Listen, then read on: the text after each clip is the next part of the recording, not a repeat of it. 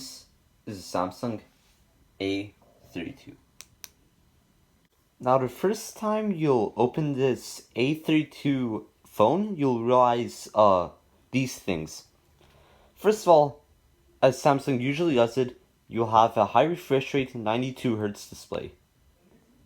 90Hz display. But you'll realize it has a quite high resolution with really good pixel density like any other Samsung A series phone. The color accuracy, as it may not be accurate, like how the camera doesn't like render its photos accurately, it is more saturated, and that is the preferred look for most of the people buying any phone. Now for around the phone, you have this antenna hole.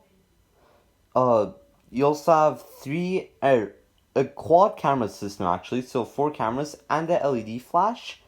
You'll have stereo speakers, Type-C, and a headphone jack. Thank God we have a headphone jack. And also this is, I believe, a SIM card tray or external storage. And yeah, that's sort of around of the phone. Now, as I mentioned, despite its quad camera setup, it literally has no camera bump. Let me show you. The wobble, or camera wobble rather. The camera wobble is very minimal.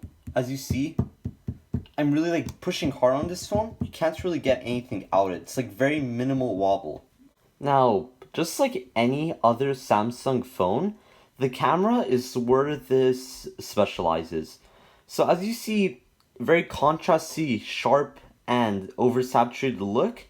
But it still is really good, and it's able to manage the light better than any other, probably older iPhone, or older Samsung. Also, the thing, a kind of nitpick about this is that when you try to switch to ultra wide, it has this transition, meaning that you can't zoom in anywhere in between. So if you want to say go in like, let's say you're taking a photo and there's like one person's head missing in the photo.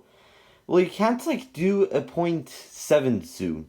It's 0.7x zoom. You have a choice to either go to 0.5 or 1, and that's it. And the rest is basically like digital zoom, honestly. Now, another problem about the ultra wide, like having a long transition, is that when you want to transition in video, this will take a big toll on like how quick the video is and all that. But I don't know how they're really gonna handle that, because if you want to like mid-video switch lenses, then it's gonna be quite hard and laggy. So I wouldn't recommend doing that. But besides, like, I don't really get the point, because nobody, like the average person doesn't really care about how the ultra wide lens works, to be quite honest. On the side of this phone, you'll see this power button. This also doubles as a fingerprint sensor. Of course, it's a really good fingerprint sensor, maybe like, even although I have quite fingers more to the big side of the spectrum, these still work excellently, and the volume rocker is quite high quality for the price.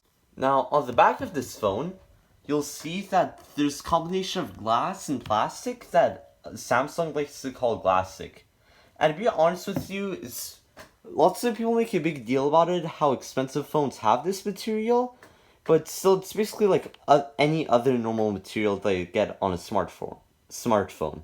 So overall, that has been it for the Samsung A32. Please leave a like if you enjoyed, and a sub if you loved this video. And as always, see you next time. Bye.